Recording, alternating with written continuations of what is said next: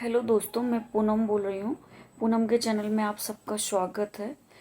मैं पुणे से बोल रही हूँ और मैं आपके साथ मेरा पहला वीडियो है। मेरा कह सकते हैं मेरा फर्स्ट ब्लॉग है। प्रेगनेंसी के मैं फर्स्ट एक्सपीरियंस आप लोगों के साथ शेयर करना चाहती हूँ। मैं बहुत जल्दी थक भी जाती हूँ। उतना ज़्यादा बोलने में मुझे बहुत मुश्किल सी हो रही है, पता नहीं क्यों। एक अजीब सा डर लग रहा है, पर तब भी मैं आप लोगों के साथ शेयर करूँगी। मेरी सेकंड प्रेगनेंसी है। मेरी इसकी पहले की प्रेगनेंसी 1.5 साल समथिंग हो गए।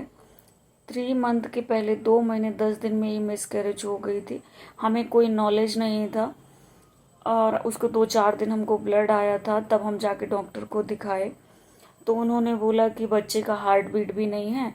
तब भी हम नहीं समझे, उन्होंने सपोर्ट के लिए दवाइयाँ दी। उन्होंने बोला कि वो 3 महीने तक हार्ट बीट आ जाएगा, हालांकि ऐसा नहीं होता है।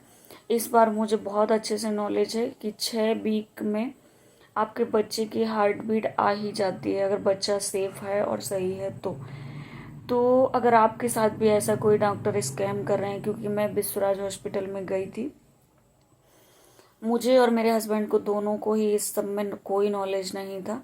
हालांकि मेरी शादी को 6 साल हो गए हैं दोस्तों, और इन 6 सालों में हमने 4 साल तो बच्चा करने का प्लान ही नहीं किया था। 4 साल के बाद हमने प्लान किया, तो 4 साल क्या 3.5 साल में ही हमने प्लान किया था। 4 साल हमने सोचा था 5 साल बाद करेंगे, पर नहीं हुआ, घर वालों का प्रेशर था तो कर लिया।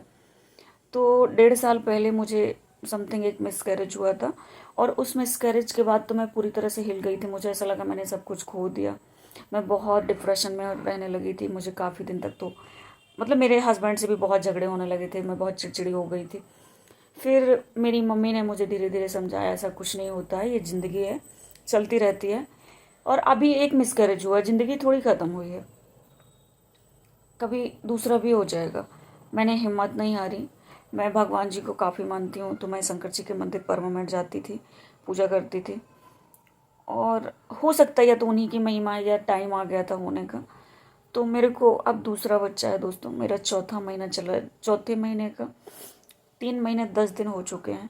मेरी प्रेगनेंसी हेल्दी है, मेरा बच्चा भी हेल्दी है, मेरे साथ सब कुछ अच्छा है, पर मेरी तबीयत अभी भी उतनी अच्छी नहीं है।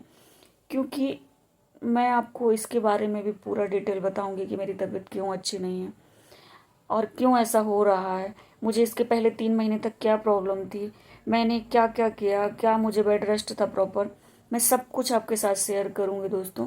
आज मैं बैठे सोच रही थी कि मेरे जैसे कितनी औरतें हैं। मैं जब किसी के कमेंट पढ़ती हूँ, जब मैं भी सबके वीडियो देखती थी, मैं किसी कमेंट देखती हूँ तो मुझे बड़ा बुरा लगता है जब सब लोग बोलते हैं हमारे लिए दुआ करिएगा कि हमको बच्चा हो जाए।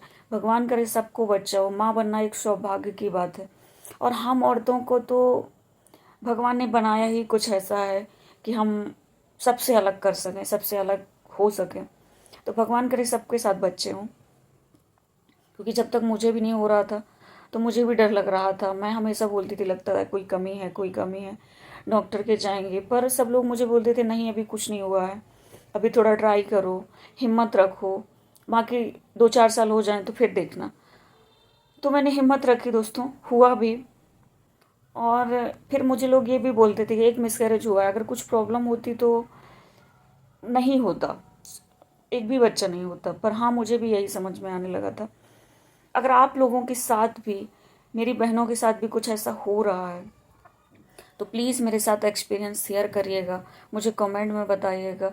और आप वीडियो भी बना के क्लिप वगैरह डाल सकती हैं, मैं आपकी पूरी मदद करूँगी। और मैं हाँ एक बात ज़रूर कहना चाहती हूँ, मैं कोई ऐड नहीं कर रही हूँ, मैं कुछ नहीं कर रही हूँ। मैंने 4 एवर का एक जूस पिया था, वो भी कंटिन्यू। मैं नहीं विश्वास कर रही थी दोस्तों, पर मुझे एक मैम ने सजेस्ट किया था कि जिस महिलाओं को 25 के बाद किसी को पीरियड की प्रॉब्लम हो जाती है, किसी को थायराइड की हो जाती है, किसी को पेट में हमेशा कहीं किसी चीज़ की, कभी एसिडिटी की, कभी किसी चीज़ की, हम महिलाओं के साथ बहुत सारी प्रॉब्लम होती है दोस्तों।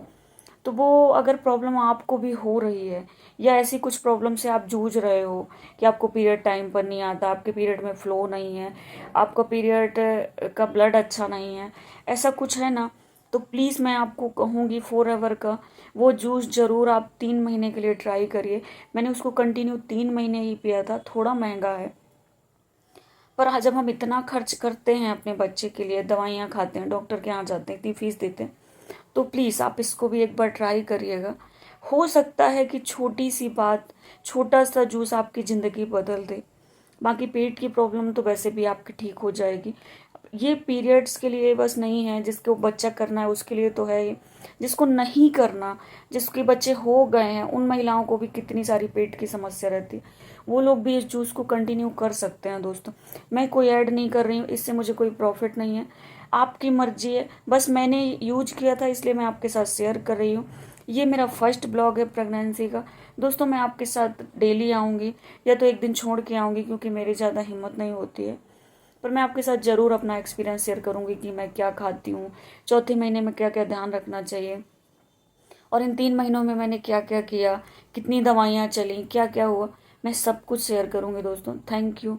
आपको वीडियो अगर अच्छा लगे तो प्लीज़ मेरे साथ कमेंट करके, आप लोग भी अगर इस प्रॉब्लम से जूझ रहे हैं तो मुझे ज़रूर बताइएगा।